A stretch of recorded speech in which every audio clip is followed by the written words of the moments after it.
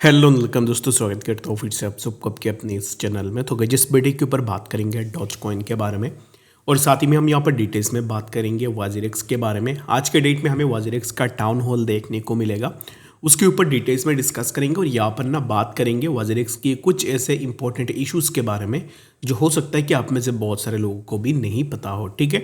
और बाकी यहाँ पर एंड ऑफ दिस वीडियो हम बात करेंगे वाजिरेक्स विड्रॉल से रिलेटेड कि एग्जैक्टली कैसे करके विड्रॉल हमें आने वाले टाइम में देखने को मिल सकता है। तो ये सब चीज़ों को पूरा डिटेल्स में इस वीडियो के ऊपर हम डिस्कस करेंगे। बाकी अगर आपका कोई भी डाउट या फिर क्वेश्चन है किसी भी चीज़ को लेकर, कमेंट सेक्शन में ज़रूर से बता सकते हो। मैं हर एक कमेंट को रीड आउट करता हूँ। बाकी अगर आपको यहाँ पर कुछ भी ऐसे अपडेट्स चाहिए किसी चार्ट से रिलेटेड या फिर कोई भी क्वेश्चन है, उसके लिए आप मुझे टेलीग्राम पे भी ज़रूर से कांटेक्ट कर सकते हो। टेलीग्राम चैनल का लिंक मैंने डिस्क्रिप्शन में दे दिया है, वहाँ से जाके भी आप ज़रूर से मुझे कांटेक्ट कर सकते हो, ठीक है। तो बाकी चलिए वीडियो को स्टार्ट कर लेते हैं। सबसे पहले अगर हम यहाँ पर डॉज कॉइन के प्राइस को देखेंगे तो डॉज कॉइन के प्राइस में एक अच्छा सा मूवमेंट देखने को मिला। एंड डॉज कॉइन के प्राइस को लेकर मैंने बहुत पहले ऑलरेडी आप लोगों को अपडेट भी दिया था कि डॉज के प्राइस के ऊपर एक अच्छा सा मोमेंटम रहेगी, ठीक है। तो अगर आप देखोगे जैसे ही हमने यहाँ पर एक्सपेक्टेशन लगाई थी, सिमिलर काइंड ऑफ मोमेंटम हमें डॉज के प्राइस से भी देखने को मिला है। अगर आप देखोगे तो जब डॉज के प्राइस इसी पार्टिकुलर जोन के आसपास था तब भी मैंने एक बार अपडेट दी थी। तो बाकी अगर आपने वीडियोस देखा होगा या फिर अगर आप टेलीग्राम पे भी होना तो आपने डॉज से एक अच्छा सा बेनिफिट भी लिया होगा।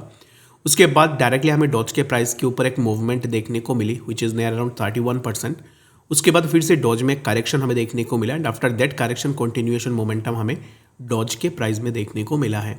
अभी हम यहाँ पर ना क्या एक्सपेक्टेशन लगाएंगे डॉज के प्राइस के ऊपर, उसके ऊपर बात करेंगे। उससे पहले कुछ इंपॉर्टेंट चीज़ें डॉज से रिलेटेड वो मैं आपको बता देता हूँ। फर्स्ट थिंग इज़ दैट कि जैसे डोनाल्ड ट्रंप ऑलरेडी यहाँ पर यूएस के प्रेसिडेंट बन चुके हैं, which is a good news for the crypto and as well as यहाँ पर डॉज कॉइन के लिए भी बहुत सही बात है, क्योंकि Elon Musk continuously Dogecoin को सपोर्ट कर रहे हैं और आने वाले टाइम में भी हमें एलन मस्क के सपोर्ट डॉज कॉइन के लिए देखने को मिलेगा। तो डॉज में अभी इस टाइम पे जो मूवमेंट हुई है, इससे ज़्यादा मूवमेंट हमें आने वाले टाइम में देखने को मिलेगा।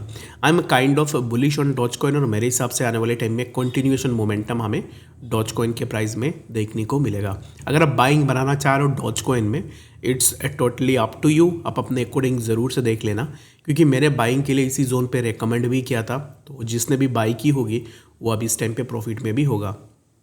बाकी सेम चीज़ अगर मैं बीटीसी के ऊपर भी बात करूं तो बीटीसी के ऊपर भी सिमिलर चीज़ें मैंने आप लोगों को रिक्वेस्ट किया था। लिटरली मैंने रिक्वेस्ट की लोगों को कि यहाँ पर अभी इस टाइम पे शॉर्ट बिल्कुल भी मत करो, लॉन्ग पोजीशन ओपन करो। जब प्राइस के अंदर ड्रॉप हो रही थी, प्राइस साइडवेज में कंसोलिडेट हो रहा था, तब सभी लोग यहाँ पर डर रहे थे, सभी लोग यहाँ पर शॉर्ट पोजीशन पे जा रहे थे।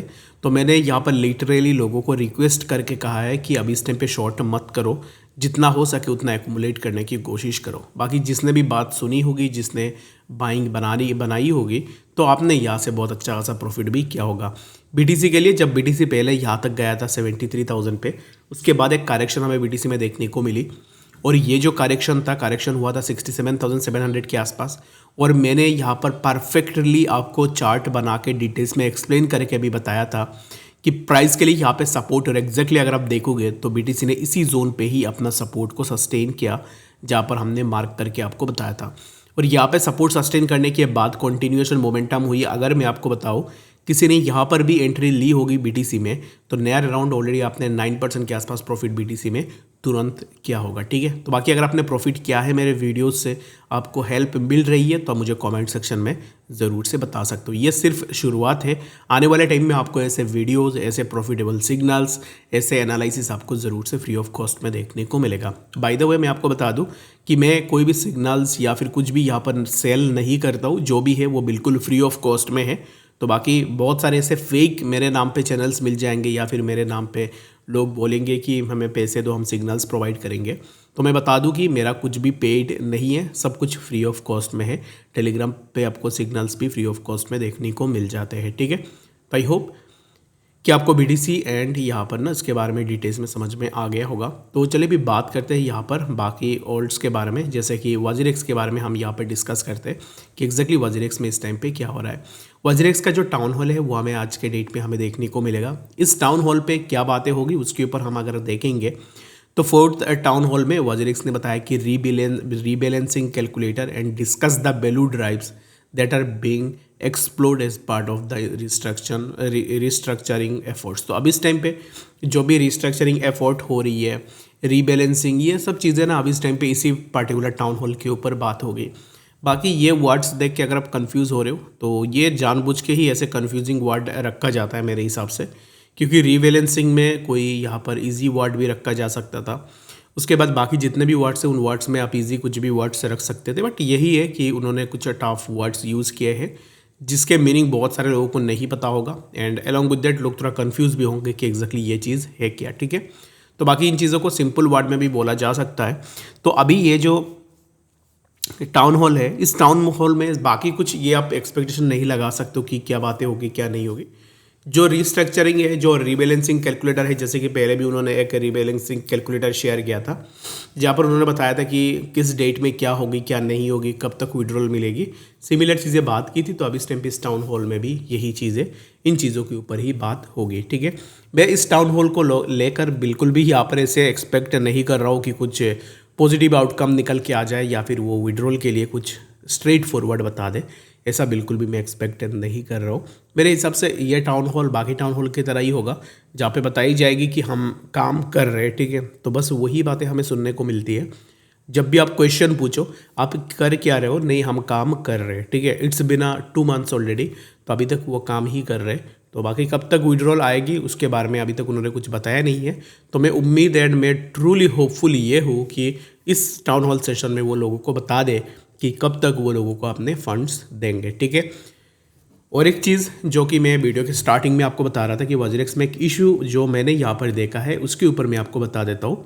सबसे पहले ना आप अपने वज्रेक्स एप्लीकेशन को ओपन कर लो, अगर आपके पास एप्लीकेशन है तो उसमें जाओ। जाने के बाद आप अपने ऑर्डर्स में जाओ। ठीक है, ऑर्डर्स इन द सेंस कि ऑर्डर्स में ना आपने कहाँ पे कितने कौन से बाई किए थे, कहाँ पे कितने कौन से सेल किए थे, तो वो डाटास ना आपको ऑर्डर्स में दिखनी चाहिए। बट अभी इस टाइम पे ओपन ऑर्डर्स, पास्ट ऑर्डर्स, अभी इस टाइम पे पास्ट ऑर्डर्स में यहाँ पर ये चीज़ें अगर आप देखोगे तो maximum number of people are getting that कि उनके जो ऑर्डर्स है ना वो शो नहीं हो रहे। ठीक है, तो हो सकता है कि ये सिर्फ मेरे केस में हो, बाकी आपके केस में ना हो, तो फिर आप अपने अकॉर्डिंग ज़रूर से एक बार देखना।